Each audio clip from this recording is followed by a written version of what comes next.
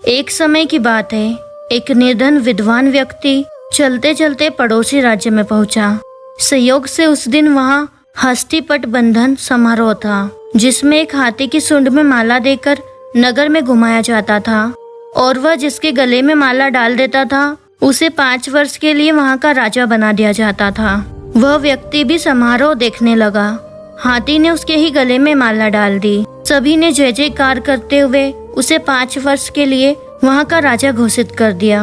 राजपुरोहित ने उसका राज तिलक किया और वहां के नियम बताते हुए कहा कि आपको केवल 5 वर्ष के लिए ही राजा बनाया जा रहा है। 5 वर्ष पूर्ण होते ही आपको मगरमच्छ व घड़ियालों से युक्त नदी में छोड़ दिया जाएगा। यदि आप में ताकत होगी तो आप उनका मुकाबला करके नदी के पार वाले गांव में पहुंच सकेंगे। आपको वापस इस नगर में आने नहीं दिया जाएगा।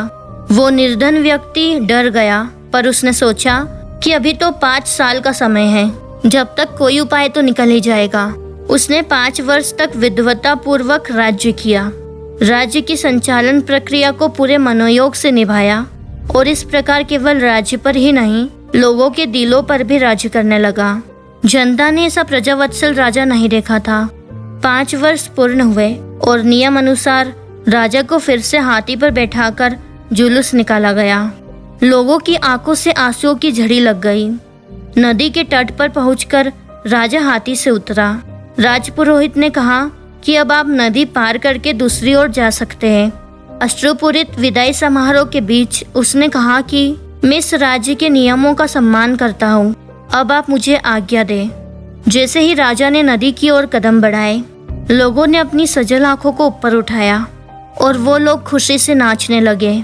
नदी पर इस पार से उस पार तक राजा के द्वारा बनवाया गया एक पुल था, जिस पर राजा शांत भाव से चला जा रहा था, नदी के उस पार वाले सुंदर से गांव की ओर।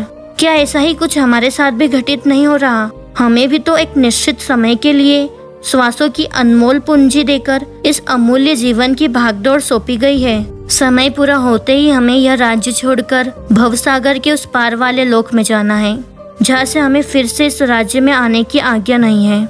यदि हमने धर्म ध्यान का पुल नहीं बनाया तो हमें भी मगरमच्छ व घड़ियालों से युक्त नरकों में डाल दिया जाएगा और हम उनका ग्रास बन जाएंगे।